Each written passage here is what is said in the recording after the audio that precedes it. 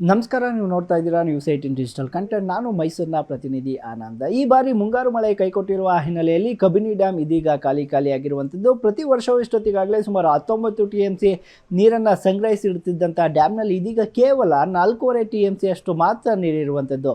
ಪ್ರತಿ ವರ್ಷವೂ ಕೂಡ ಕೇರಳದ ವಯನಾಡಿನಲ್ಲಿ ಭರ್ಜರಿ ಮಳೆ ಆಗ್ತಾ ಇತ್ತು. ಅಲ್ಲಿಂದ ಹರಿದು ಬರುವಂತಹ ನೀರು ಕಬಿನಿ ಡ್ಯಾಮ್ಗೆ ಸೇರ್ತಾ ಇತ್ತು. ಅಲ್ಲದೆ ಕಬಿನಿ ಕೊಳದಲ್ಲೂ ಕೂಡ ಸಾಕಷ್ಟು ಮಳೆ ಆಗ್ತಾ ಇತ್ತು. ಆದರೆ ಈ ಬಾರಿ ಕಬಿನಿ ಕೊಳದಲ್ಲೂ ಕೂಡ ಮಳೆ ಆಗ್ತಾ ಇಲ್ಲ. ಕೇರಳದ ವಯನಾಡಲ್ಲೂ ಕೂಡ ಏನು ವಾಡಿಕೆಯಂತೆ ಮಳೆಯಾಗದಿರುವ ಕಾರಣಕ್ಕಾಗಿ ಕಬಿನಿ ಡ್ಯಾಮ್ ಸದ್ಯ ಇದೀಗ ಖಾಲಿಯಾಗಿರುವಂಥದ್ದು. ಇನ್ನು ಕಬಿನಿ ಡ್ಯಾಮನ್ನೇ ನಂಬಿಕೊಂಡಿದ್ದಂತಹ ರೈತರು ಹಾಗೂ ಕುಡಿಯುವ ನೀರಿಗೆ ಸಾಕಷ್ಟು ಅಂತ ಹೇಳಿದ್ರೆ ಚಾಮರಾಜನಗರ, ಮೈಸೂರು, ಬೆಂಗಳೂರು ಹಾಗೂ ಮಂಡ್ಯ ಸೇರಿದಂತೆ ಸುಮಾರು 4 ಜಿಲ್ಲೆಗಳಿಗೂ ಕೂಡ ಕಬಿನಿ ನೀರನ್ನು ಸಹ ಕುಡಿಯೋ ನೀರಿನ ಯೋಜನೆಗಾಗಿ ಬಳಸ್ಕೊಳ್ಳಲಾಗ್ತಿತ್ತು.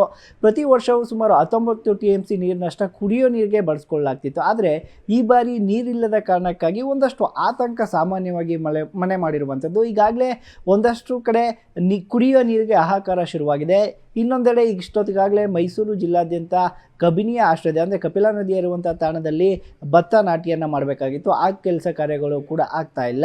ಬರದ ಛಾಯೆ ಇಡೀ ಮೈಸೂರು ಜಿಲ್ಲೆಯನ್ನು ಕೂಡ ಆವರಿಸ್ಕೊಳ್ತಾ ಇರುವಂಥದ್ದು. ಯಾಕೆಂತ ಹೇಳಿದ್ರೆ ಪ್ರತಿ ವರ್ಷವೂ ಕೂಡ ಜೂನ್ ಜುಲೈ ಅಷ್ಟರಲ್ಲಿ ಅಂದರೆ ಜೂನ್ ಎಂಡಿಗೆ ಆಗೋಷ್ಟರಲ್ಲೇ ಭತ್ತ ನಾಟಿ ಆಗಬೇಕಾಗಿತ್ತು. ಕಬಿನಿಯಿಂದ ಅಂದರೆ ಕಬಿನಿ ಡ್ಯಾಮ್ನಿಂದ ನೀರನ್ನು ಅಧಿಕಾರಿಗಳು ಹರಿಸ್ತಾ ಇದ್ದರು ಕಾಲುವೆಗಳ ಮುಖಾಂತರ.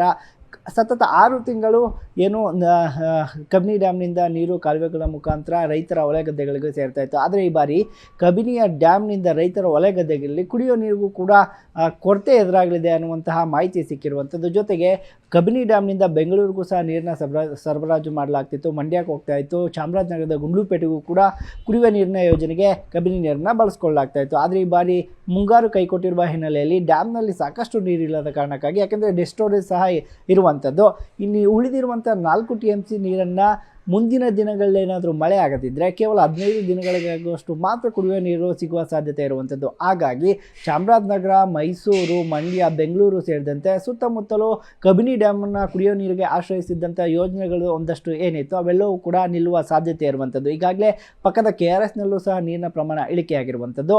ಇನ್ನು ಮೈಸೂರು ಭಾಗದ ರೈತರಲ್ಲೂ ಕೂಡ ಆತಂಕ ಮನೆ ಮಾಡಿದೆ. ಯಾಕಂತ ಹೇಳಿದ್ರೆ ಮೈಸೂರು ಅಂದರೆ HD ಕೋಟೆ ಇರ್ಬೋದು, ನಂಜನಗೂಡು ಇರ್ಬೋದು, ಟಿ ನರಸೀಪುರ ಇರ್ಬೋದು, ಈ ಭಾಗದ ರೈತರುಗಳು ಸಾಕಷ್ಟು ಬೆಳೆಗಳನ್ನ ಬೆಳೀತಾ ಇದ್ರು. ಕಬಿನಿ ನೀರನ್ನ, ಕಪಿಲಾ ನದಿ ನೀರನ್ನು ಆಶ್ರಯಿಸಿಕೊಂಡು ಭತ್ತ, ತೆಂಗು, ರಾಗಿ ಎಲ್ಲವನ್ನು ಕೂಡ ಬೆಳೀತಾ ಇದ್ರು. ಆದರೆ ಈ ಬಾರಿ ಮುಂಗಾರು ಮಳೆ ಜಾಸ್ತಿ ಆಗದ ಹಿನ್ನೆಲೆಯಲ್ಲಿ ರೈತರಿಗೂ ಸಹ ಇದರ ಬಿಸಿ ತಟ್ಟಲಿರುವಂಥದ್ದು. ಜೊತೆಗೆ ಕುಡಿಯುವ ನೀರಿಗೆ ಹಾಹಾಕಾರ 4 ಜಿಲ್ಲೆಗಳಲ್ಲಿ ಏನು ಸೃಷ್ಟಿಯಾಗುವ ಆತಂಕ ಸಹ ಎದುರಾಗಿದೆ. ಯಾಕಂತ ಹೇಳಿದ್ರೆ ಈಗಾಗಲೇ ಜೂನ್ ಎಂಡಲ್ಲಿ ನಾವಿದ್ದೇವೆ.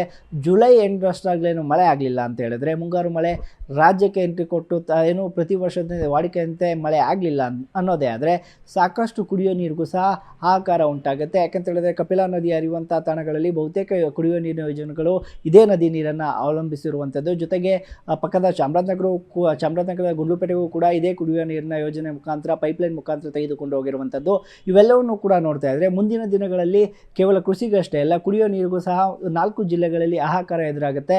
ಅಲ್ಲದೆ ಒಂದಷ್ಟು ಅಂದರೆ ಕೃಷಿ ಚಟುವಟಿಕೆಯನ್ನು ಹೊರತುಪಡಿಸಿ ಕೂಡ ಇಂಡಸ್ಟ್ರಿಗೂ ಸಹ ಇದರಿಂದ ಪೆಟ್ಟು ಬೀಳುವ ಸಾಧ್ಯತೆ ಇರುವಂಥದ್ದು. ಒಟ್ಟಾರೆಯಾಗಿ ಜೂನ್ನಲ್ಲಿ ಮೈಸೂರು ಜಿಲ್ಲೆಯಲ್ಲಿ ವಾಡಿಕೆಯಂತ ಮಳೆಯಾಗಿಲ್ಲ. ಜೊತೆಗೆ ವಯನಾಡ್ನಲ್ಲೂ ಕೂಡ ಮಳೆಯಾಗಿಲ್ಲದ ಕಾರಣ ಕಬಿನಿ ಡ್ಯಾಮ್ ಇದೀಗ ಖಾಲಿಯಾಗಿರುವಂಥದ್ದು. ಕೇವಲ 4.5 TMC ಮಾತ್ರ ಅಲ್ಲಿ ಸಂಗ್ರಹ ಆಗಿರುವಂಥದ್ದು. ಒಟ್ಟು 19 TMC ನೀರಿನಷ್ಟು ಸಂಗ್ರಹ ಆಗಬೇಕಾಗಿತ್ತು. ಯಾಕೆಂದರೆ ರಾಜ್ಯದಲ್ಲೇ ಮೊದಲು ತುಂಬುವ ಡ್ಯಾಮ್ ಅಂತ ಹೆಗ್ಗಳಿಕೆಯನ್ನು ಹೊಂದಿದ್ದಂಥದ್ದು ಕಬಿನಿ ಡ್ಯಾಮ್. ಕಳೆದ ವರ್ಷವೂ ಕೂಡ ಸಿದ್ದರಾಮಯ್ಯ CM ಆಗಿದ್ದರು, DK ಶಿವಕುಮಾರ್ ಅವರು DCM ಆಗಿದ್ದರು, ಬಂದು ಬಾಗಿನವನ್ನು ಅರ್ಪಣೆ ಮಾಡಿದರು. ಆದರೆ ಈ ಬಾರಿ ಅಂದರೆ ಜೂನ್ ಅಂತ್ಯಕ್ಕೆ ಬಂದಿದ್ದರೂ ಸಹ ಅಲ್ಲಿ 5 TMC ನೀರಿನಷ್ಟು ಕೂಡ ಸಂಗ್ರಹ ಆಗಿಲ್ಲ. ಹೀಗಾಗಿ ರೈತರಲ್ಲಿ ಹಾಗೂ ಅಧಿಕಾರಿಗಳಲ್ಲಿ ಒಂದು ರೀತಿಯ ಆತಂಕ ಮನೆ ಮಾಡಿದೆ. ಜೊತೆಗೆ ಕುಡಿಯುವ ನೀರಿಗೆ ಪ್ರತ್ಯೇಕವಾಗಿ ಬೇರೆ ಯಾವುದಾದ್ರೂ ಅಂದರೆ ಬೋರ್ವೆಲ್ಗಳ ಮೊರೆ ಹೋಗುವಂಥ ಸಾಧ್ಯತೆ ಕೂಡ ಇರುವಂಥದ್ದು. ನಿರ್ಭೀತ, ನಿಷ್ಪಕ್ಷಪಾತ, ವಿಶ್ವಾಸಾರ್ಹ ಸುದ್ದಿಗಳಿಗೆ ಮತ್ತೊಂದು ಹೆಸರಾಗಿರುವಂತ ನ್ಯೂಸ್ 18 ಕನ್ನಡ ಈಗ ಆಪ್ನಲ್ಲೂ ಲಭ್ಯವಿದೆ. ದಯವಿಟ್ಟು ಇಲ್ಲಿರುವ QR ಕೋಡ್ ಅನ್ನ ಸ್ಕ್ಯಾನ್ ಮಾಡಿಕೊಂಡು ಆಪ್ ಅನ್ನ ಡೌನ್ಲೋಡ್ ಮಾಡೋದಕ್ಕೆ ಮರಿಬೇಡಿ.